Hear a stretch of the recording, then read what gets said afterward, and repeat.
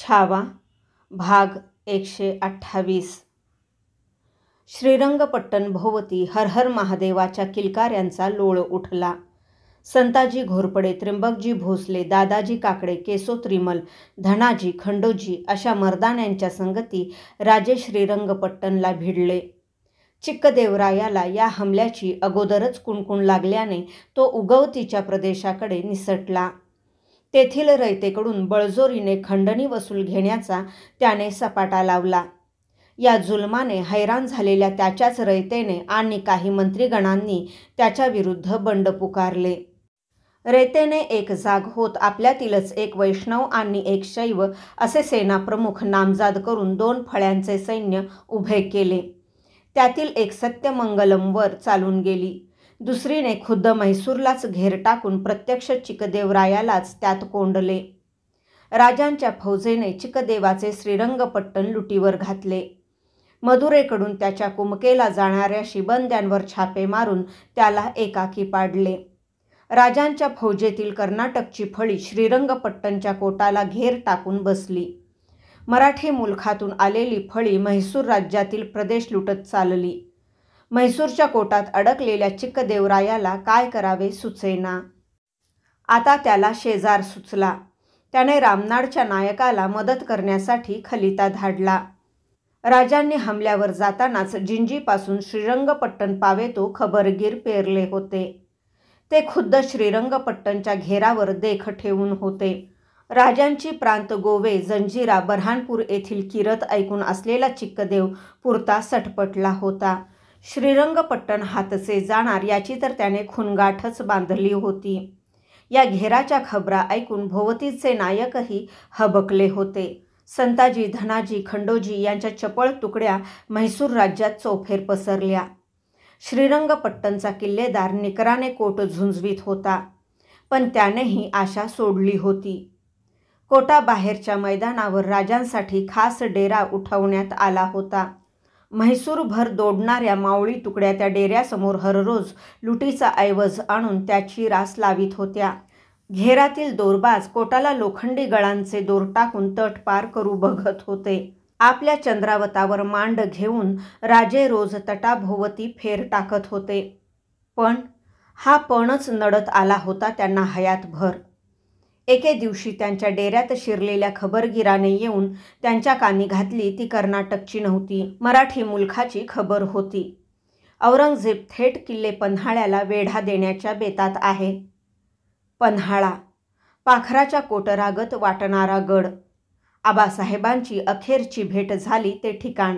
हंबीरराव म्हालोजी बाबा राजांच्या डोळ्यांसमोर ठकाठक चित्रे फिरली.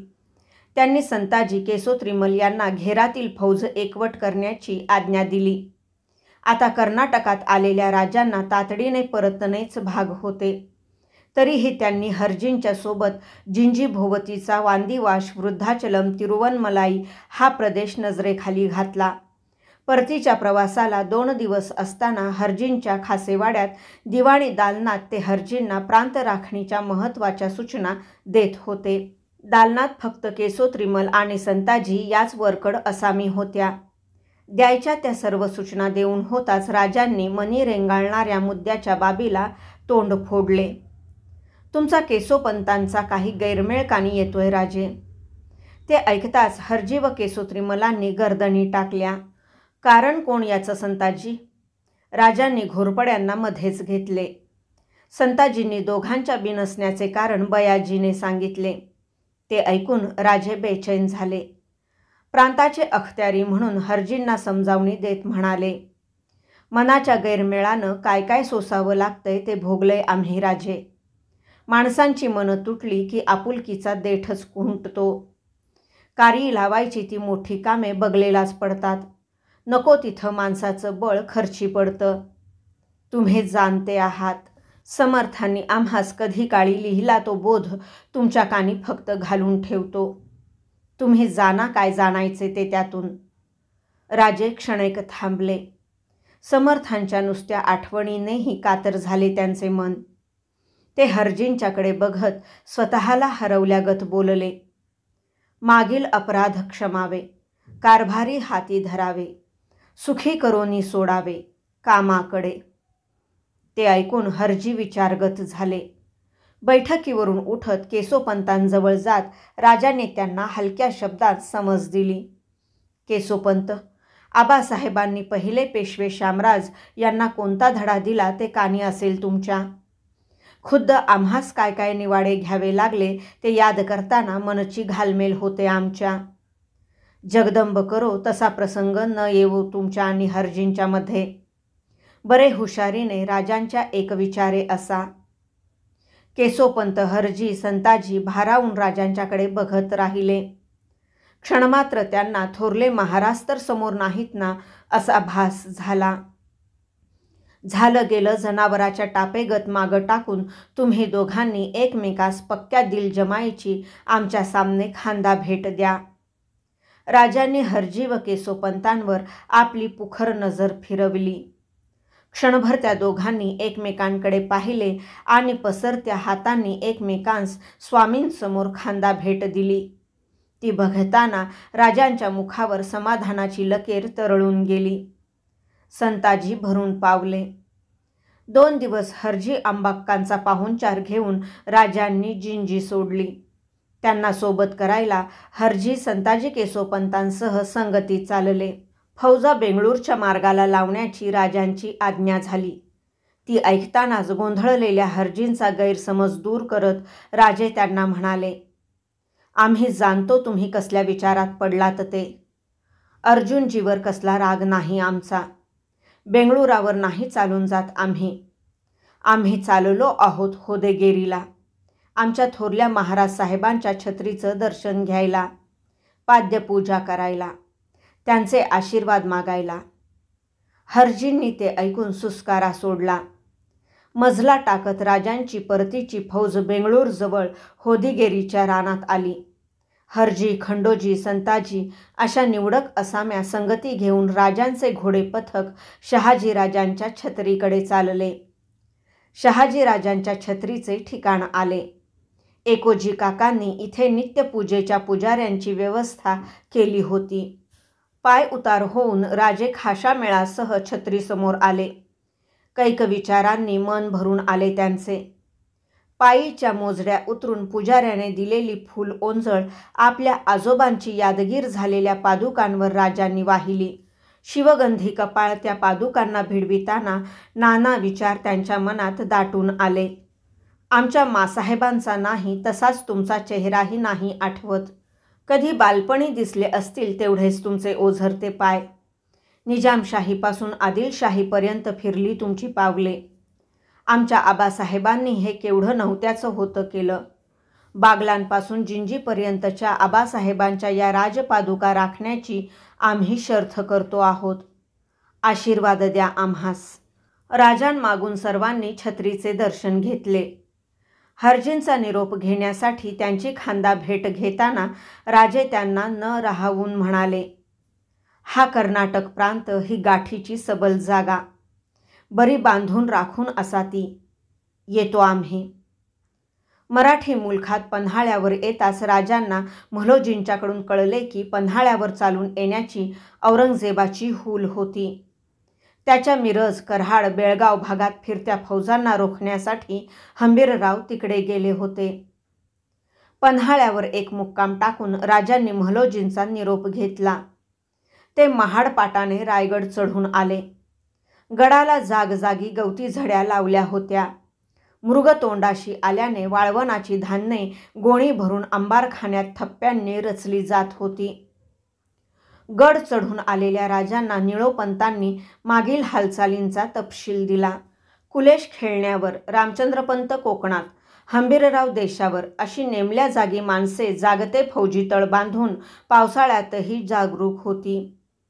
अंतःपुरात येसूबाईंच्या भेटीस आलेल्या राजांनी कर्नाटक स्वारीतले प्रसंग त्यांच्या कानी घातले. येसूबाईंना ऐकायची होती ती छत्री दर्शनाची बाब. ती सर्वात शेवटी राजांनी त्यांना सांगितली. पेन्नर, तुंगभद्रा, कृष्णा अशा भरल्या नद्या पार करूनही हरजींच्या प्रांत कर्नाटकाच्या खबरा येत होत्या. सर्वात महत्त्वाचे म्हणजे कासम खानाने एकोजी काकांचे बेंगळूर मारून ते 3 लाख रुपयांना विकले होते. कुणाला? म्हैसूरच्या चिक्कदेवरायाला. हातचे बेंगळूर हे मातब्बर ठाणे गेले या धसक्याने एकोजी काकांचा तंजावरला काळ झाला होता. श्रावणाचे दिवस सुरू झाले. मनी घोळणाऱ्या 2 बाबी मार्गी लावण्यासाठी राजांनी मोरेश्वर पंडितरावांना खासेवाड्यात याद घेतले. चिंचवडहून मोरया बाबांचा एक शिष्य बाबांची तक्रार घेऊन नुकताच राजांना भेटून गेला होता. पुणे प्रांतातील लष्करी धामधुमीच्या काळात फौजेच्या अधिकाऱ्यांनी बाबांच्या मठस्थानाला बेमुरवत उपद्रव दिला होता. फेर घेणाऱ्या राजांनी विचारले, पंडितराव, प्रांत पुण्याला सुभा कोण सध्यास? जी, विनायक उमाजी आहेत. मोरेश्वर विचारात पडत उत्तरले.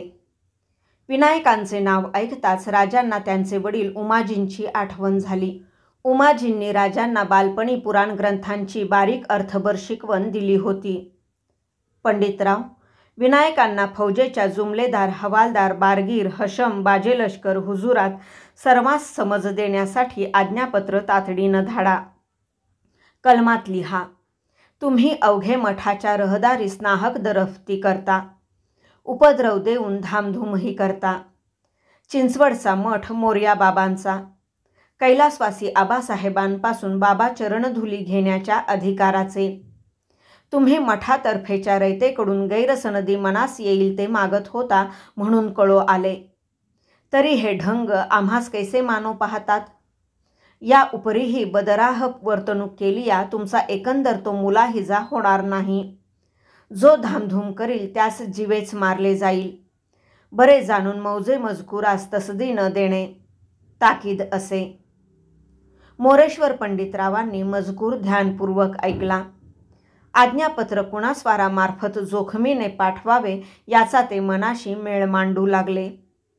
आपल्याच विचारात फिरणाऱ्या राजांनी दुसऱ्या एका आज्ञापत्राच्या विषयाला तोंड फोडले. जसे हे पाठवाल तसेच वाई प्रांतातील कसबे निंबच्या सदानंद गोसाव्यांच्या मठाबाबतही आज्ञापत्र द्या. मठास ऐवज देण्यास हयगय करीत आहे. त्यांना कलम द्या. पहिलेपासून मठाचे अन्नछत्र चालिले असता मध्येच ऐवजाबाबे कुसूर करावया गरज काये? या उपरी ऐवज पावावया बाबे एवढी ती सुस्ती न करणे. पहिलेपासून मोईन असेल तैसा पाववीत जाऊन अन्नछत्र चालू देणे. धर्मकार्यास खलेल न करणे. उजूर न करणे. जाणीजे. रिवाज भरून पंडितराव निघून गेले. राजांच्या मनात मात्र समर्थ आणि मोरया बाबा यांची जोड ताडून बघणारे न आकळणारे विचार फिरून गेले. गणेश चतुर्थीच्या सणाचे दिवस आले. गडावरची राऊळे रंगाऱ्यांनी रंगोटीला घेतली. नुकताच पावसाळा उलगल्याने अधूनमधून उन्हाची किरणे गडमाथ्यावर उतरू लागली. गडवाटा मात्र अजूनही शेवाळलेल्याच होत्या. त्यावरून पुन्हा पाय घसरत असताही बरोबर दुभाषा शेणवीला घेऊन मुंबईहून आलेले टोपीकरांच्या दरबाराचे 2 वकील गड चढून आले. त्यांची नावे होती जॉर्ज वेल्डन व रॉबर्ट ग्रॅहम. राजांनी नव्याने नामजाद केलेले दौलतीचे वकील त्र्यंबक गोपाळही त्यांच्याबरोबर होते. सुरत लुटणाऱ्या शिवाजीराजांची किरत ऐकून असलेले गोरे वकील गोव्यात फिरंग्यांची दैना करणारे त्यांचे पुत्र राजे कसे दिसत असतील, आपल्याशी कसे बोलतील याचाच विचार करीत होते.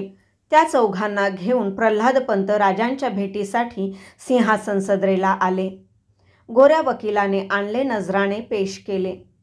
रिचर्ड केजविनला लंडनला परत जायला लावणाऱ्या उमद्या राजांना दोघेही वकील टेकल्या गुडघ्याने रिवाज देऊन निरखू लागले. त्र्यंबक गोपाळांनी आपल्या स्वामींना त्यांचा परिचय करून दिला. मुंबईजवळच्या कार्लास या बेटाच्या सुलुखासाठी आलेत हे गोरे हेजीब मुंबईहून. प्रल्हादपंतांनी राजांना त्यांच्या येण्याचा हेतू सांगितला. काय तपशिली कलम आहे त्यांचे सुलुखाबाबत? राजांनी दोन्ही गोऱ्यांना बारकाईने निरखत विचारले. कार्लास बेटाचे हापशांपासून संरक्षण करण्यासाठी राजी आहेत टोपीकर. त्यासाठी ते आपली फौज बेटावर ठेवण्यासही तयार आहेत. पण त्यासाठी त्यांचं एक मागणं आहे आपल्या दरबारकडून. त्र्यंबकपंतांनी राजांच्या कानी घातले. कोण वजेचं मागणं? राजांचे कपाळ आठ्याळ झाले. ते म्हणतात यासाठी आपल्या दरबारनं त्यांना 2,000 मुदे भात व रुपये 50,000 रोख द्यावेत. बस, राजे आसनाला पाठ टेकत हसून म्हणाले. त्यांच्या मनी गेली 2 वर्षे भाताच्या कणासाठी दुष्काळामुळे तळमळणारी मुलूखभराची प्रजा फिरून गेली. औरंगजेबाच्या फौजा परतवून लावण्यासाठी खर्ची पडलेला खजिना तरळून गेला. तरी पण त्यांनी विचारले, तुमचं काय मत प्रल्हादपंत? घातल्या त्या दरबारनं अटी म्हणजे त्या मान्य केल्या असं होत नाही. थोडं ओढून धरलं तर भाताची आणि रोख रकमेची मागणी घटवतील टोपीकर. प्रल्हादपंतांनी आपला सल्ला दिला. तुम्हास काय वाटतं त्र्यंबकपंत या अटींबाबत? त्यावर राजांनी आपल्या वकिलांना चाचपले. स्वामीच कौल देतील या आशेने बघणारे त्र्यंबकपंत गोंधळले. म्हणाले, जी, मोगली फौजांचा ताण दौलतीवर आहे.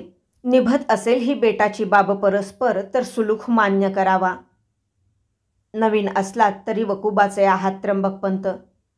राजांनी मध्येच त्र्यंबकपंतांना कौलच वाटावा असे हसत म्हटले.